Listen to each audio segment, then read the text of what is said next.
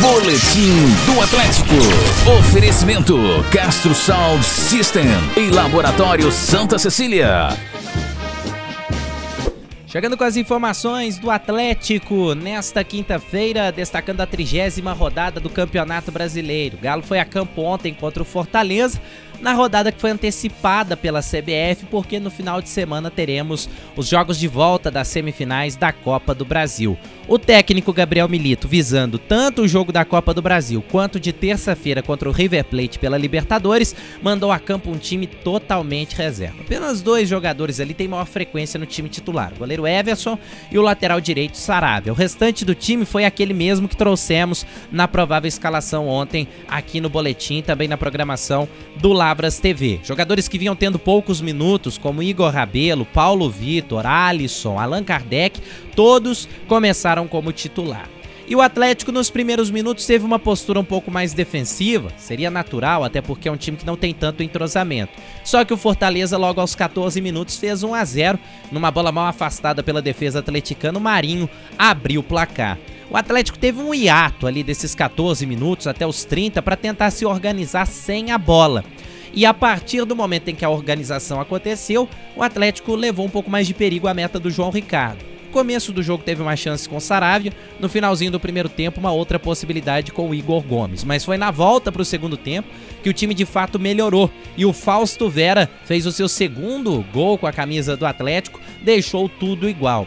O Atlético caminhava até para buscar uma virada e o cenário ficou ainda mais favorável logo aos 13 do segundo tempo, quando o Marinho tomou cartão vermelho por ter agredido Palácios, depois de uma confusão na beira do campo. O Atlético cresceu, Milito apostou em alguns jogadores que vinham tendo poucos minutos, como o Robert e até mesmo o Caio Maia, que fez seu primeiro jogo como profissional pelo Atlético, mas o goleiro João Ricardo fez boas interceptações. No finalzinho do jogo, Tinga ainda foi expulso, o Fortaleza ficou com 2 jogadores a menos e o Atlético, ainda que tenha tentado, o placar ficou de fato em 1-1. Apesar desse contexto de ter 2 jogadores a mais, o empate foi celebrado, até porque o Atlético foi com um time muito mexido contra o terceiro colocado do Brasileirão.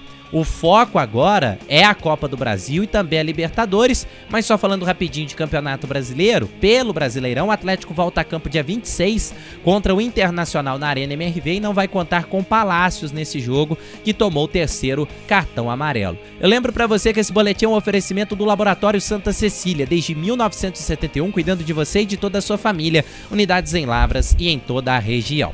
Bem, as atividades já foram retomadas nesta quinta-feira na cidade do Galo, visando a partida contra o Vasco. Serão 2 dias de preparação, hoje e amanhã o Atlético segue viagem para o Rio de Janeiro com aqueles atletas que foram preservados. Vale lembrar que do time titular mesmo viajaram apenas Everson, Saravia, Otávio e Scarpa. Os demais jogadores permaneceram em Belo Horizonte. E o Atlético vive um dilema. Ele vai contar com a volta de nomes importantes, por exemplo, o Hulk, o Lianco, que cumpriram suspensão ontem, além de Alonso, Alan Franco e Vargas, que estavam na seleção. Esses 5 nomes vão para o jogo contra o Vasco. Daverson e Fausto Vera não podem, porque já jogaram a Copa do Brasil por outras equipes. E agora fica a questão do departamento médico. O Atlético espera, pelo menos até amanhã, ter o Guilherme Arana liberado para que ele fique à disposição para sábado. Ele ainda se recupera de uma lesão muscular. Rubens não vai para o jogo, Zaratio ainda tem uma pequena esperança, mas talvez pensando mais no jogo contra o River Plate. Bernard por agora também não deve voltar. Esses são os jogadores mais importantes que hoje integram o departamento médico. Então, os dias de hoje e amanhã serão cruciais para o Milito de fato ter noção de quais jogadores ele terá à disposição para esses jogos decisivos de Copa do Brasil e Libertadores. Essas as informações do Galo nesta quinta-feira. Rafael Mendonça para o Lavras TV. Boletim do Atlético. Oferecimento Castro Sound System e Laboratório Santa Cecília.